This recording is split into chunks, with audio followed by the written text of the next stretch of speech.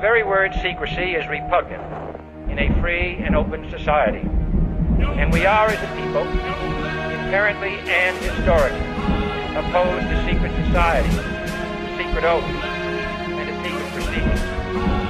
We decided long ago that the dangers of excessive and unwarranted concealment of pertinent facts far outweigh the dangers which are cited to justify it. Greetings, surveilled Americans. We have gone through computers like tissue paper sequentially being fried as we went after the alphabets. Let's take a look at shadow money this time. The Rockefeller Fund backs the Clinton Foundation and started the Council on Foreign Relations. In short, they seek total and quiet control of the entire world. And the CFR is their most visible conduit for carrying out that agenda.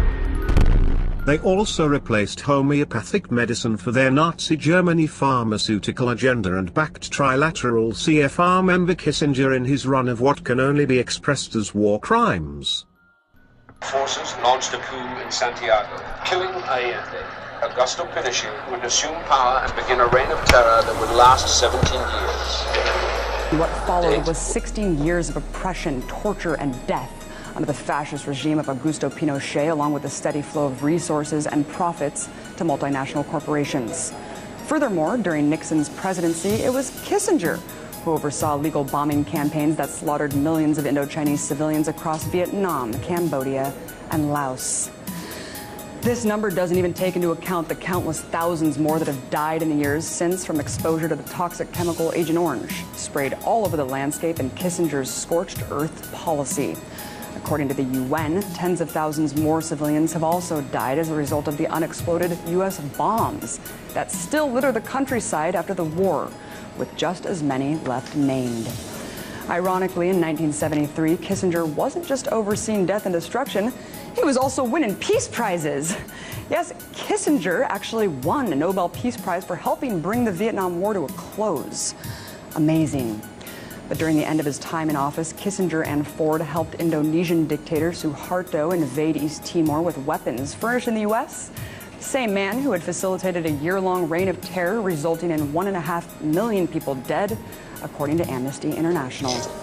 I do think that somewhere down deep, he knows what he was doing. He knows it was against a lot of first principles, which is why so much is masked and hidden, and there's so much distrust.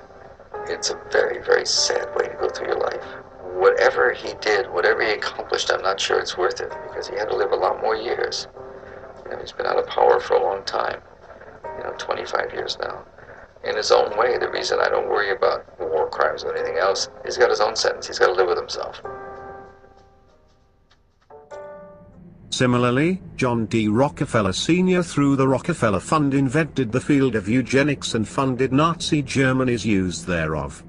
John D. Rockefeller Senior contributed a large amount of money to build the Cold Spring Harbor Laboratory in the early 1900s, which housed the Eugenics Records Office from 1910 to 1944. Rockefeller influence also spread overseas to Germany, where the Kaiser Wilhelm Institute for Psychiatry and the Kaiser Wilhelm Institute for Eugenics, Anthropology, and Human Heredity resided.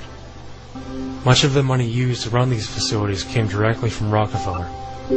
These institutes became centers for Nazi eugenics programs during the reign of Adolf Hitler. The Rockefeller Fund also backs the Brooking Institution. The Brooking Institution is the #1 think tank in America made up of Big Pharma, Big Oil, Big Banking, and military industry. The Brooking Institute fights federal legalization of cannabis. They back Zionism, push full-fledged war with Iran for oil rights. The Brookings Institute is the leading force behind convincing Americans of an endless war with Iraq, and they back Hamas. They have put out expert opinions that workers cannot have a living wage or they'll be replaced by robots. And the Brookings Institute's prominent analyst is none other than Richard N. Haas, CFR president. Okay, so as we discussed last time, you are the president of the Council of Foreign Relations, which secretly controls the world, I believe. Brookings Institute fostered and surveilled the follow-through of $110 billion weapons deal with Saudi Arabia.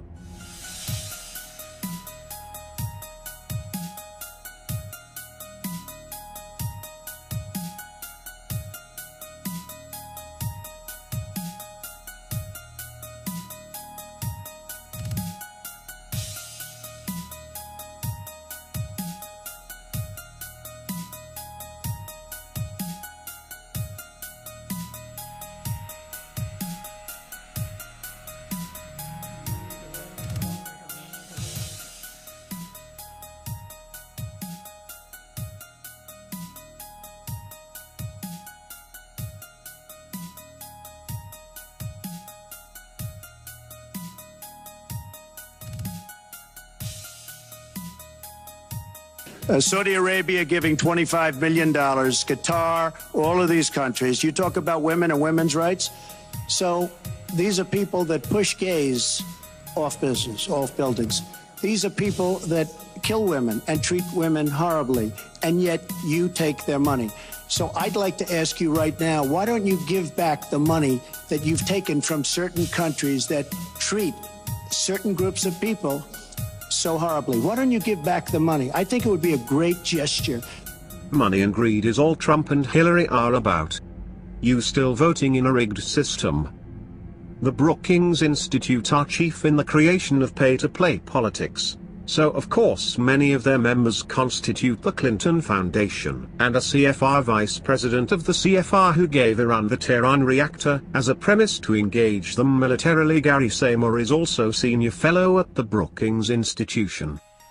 Through whatever diplomatic traps it wanted to, and then as a last resort destroy the facility with military force. Consultant to Brookings Institute, friend of George Soros and president of World Bank Jim Yong Kim, has given Ivanka Trump a fund of $1 billion to bribe Donald to pass legislation giving another $150 billion in taxpayer dollars to World Bank, the third world eating machine.